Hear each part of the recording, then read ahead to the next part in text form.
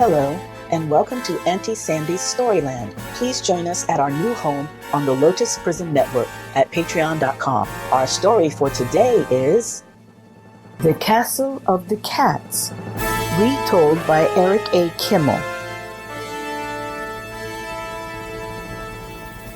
Once upon a time, there lived a farmer who had 3 sons.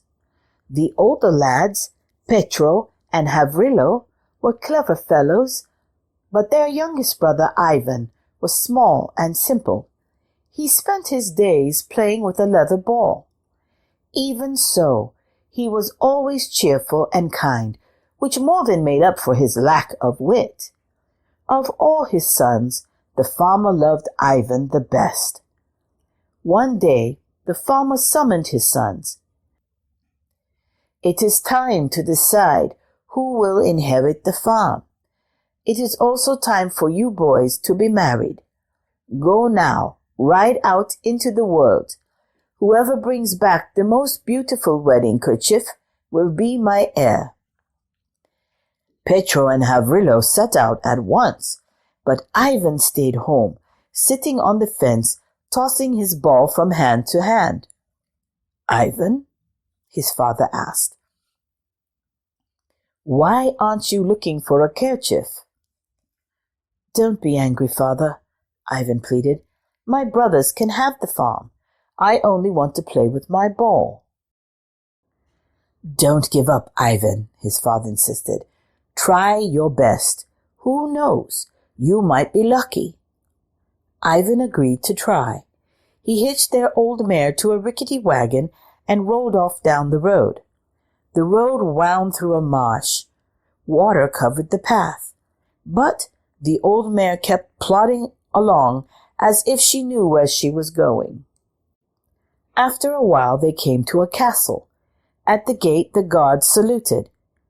"We've been expecting you, Lord Ivan," they meowed, for they were all cats, dressed in colorful uniforms.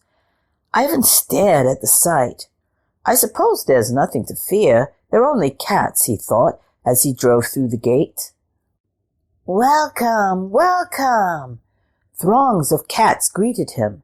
They were all dressed as lords and ladies, with powdered wigs and high-heeled shoes. They led Ivan into a ballroom where a cat orchestra played lively music. "Ivan, what has kept you so long?" A green-eyed cat took his hand. She must be their queen, Ivan thought. "I'm sorry I was delayed," he replied. "Did you bring me a present?" Ivan took the leather ball from his pocket. I brought you this." "A ball!" shrieked the cats. "Throw it! Throw it!" Ivan tossed the ball. It bounced across the room. The cats chased it down hallways and stairs, never stopping until their wigs came off and all their fine clothes were in tatters. "What joy you have given us!" cried the cat queen. She handed Ivan a walnut. "Don't open it until you get home. You will find something nice inside." Ivan said farewell. He climbed into his wagon and returned the way he had come. He found his brothers waiting for him, flaunting the beautiful wedding kerchiefs they had found on their travels. "What did you find, Ivan?" his father asked. "I'm not sure," Ivan said. He cracked the walnut. Inside lay a shining silk kerchief embroidered with gold thread. It made his brother's kerchiefs look like nose rags. "Ivan has won," his father said. "The farm will be his." "You can't leave the farm to a simpleton," his brothers protested. "I don't want my brothers to quarrel," Ivan told his father. "They can have the farm. I'll be happy to sit on the fence whistling." "We will try another test," the farmer said. "Go out into the world and bring back the most beautiful wedding dresses you can find. The farm will belong to whoever returns with the most beautiful wedding dress." Petro and Havrilo set out at once. Ivan remained sitting on the fence beside the mint patch, whistling to himself. Won't you even try? His father pleaded. You were lucky last time. You might be lucky again. If you insist, father, I will do the best I can. Ivan stuffed his pockets with mint leaves. Then he set out again. Straight as an arrow, the mare made her way to the castle of the cats. Welcome back, Lord Ivan, the cats cried. What have you brought us this time? The Cat Queen asked. Something you will like. Ivan reached into his pockets. He threw handfuls of mint leaves into the air. Catnip! Shrieked the cats. They flung themselves on the leaves, leaping and rolling until their clothes came unbuttoned and their wigs went askew. Ivan, you are wonderful beyond words to bring us catnip. I must give you something in return. The Cat Queen handed him an acorn. Remember, don't open it until you reach home. Ivan arrived to find his brothers showing off the wedding dresses they had found on their travels. What did you bring back, Ivan? Their father asked. I'm not sure, Ivan replied. He cracked the acorn. Out fell the most exquisite wedding dress, so beautiful that it made the others look like dish rags. Petro and Havrilo stamped their feet. We don't care how beautiful that dress is. You can't leave the farm to a simpleton. Let my brothers have the farm, Ivan said. I'll be happy to whittle sticks. That is all I want. Nonsense, said his father. We will try one more test. If Ivan wins again, it will prove that fortune favors him. Go now, seek brides for yourselves.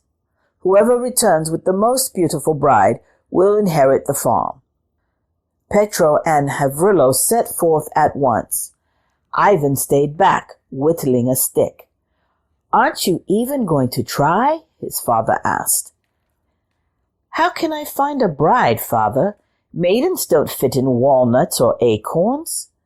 You have been lucky before. Maybe you'll be lucky again. Sighing, Ivan climbed into the wagon and set out. He let the mare go where she liked. Sure enough, she took him straight to the castle of the cats. Welcome, Lord Ivan.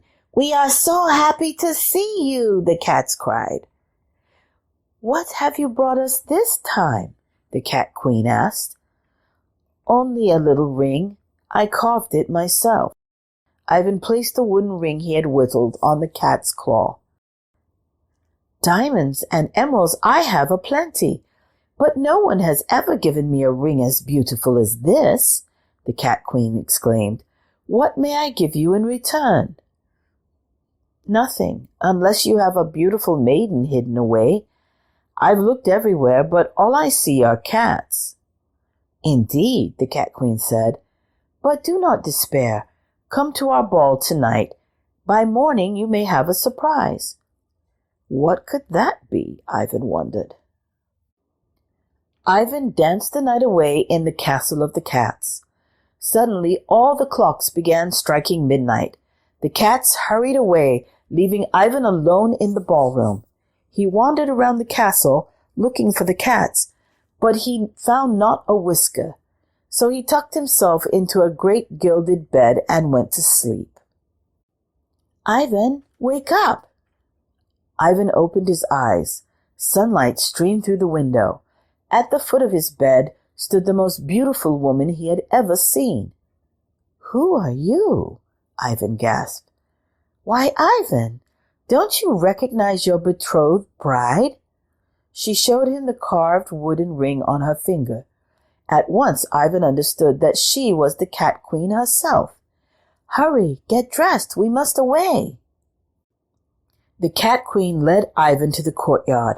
A golden coach, pulled by 8 splendid steeds, stood on the spot where he had left his mare and old wagon. The coach was attended by footmen and grooms dressed in shining livery. They all had almond-shaped eyes and extremely long whiskers. Away they all galloped until the coach arrived at Ivan's home. he found the house decorated for a wedding. Petro and Havrilo had brought back 2 beautiful brides. The maidens were extremely lovely, but when Ivan's bride stepped from the coach, they covered their faces. "Ivan has won again. His bride is the most beautiful of all," the farmer declared. "The farm is his." Petro and Havrilo at last agreed. "No," said Ivan, "you keep the farm. I don't need it. I have everything I want." The 3 brothers were married that day. After the wedding, Ivan and his bride got in their coach and drove off, never to be seen again. Except every now and then a traveler appears, telling a strange tale of spending a night in a mysterious castle inhabited by cats. Their queen is a beautiful snow-white cat, and their king an elegant Tom who tosses a leather ball from paw to paw. Now, what do you make of that? That is the end of our story for today. Thank you so much for tuning in. Join our exclusive Storyland membership on the Lotus Prism Network to get special appreciation bonuses and rewards as a valued member of our listener team. To join our membership, go to patreon.com/the Lotus Prism Network.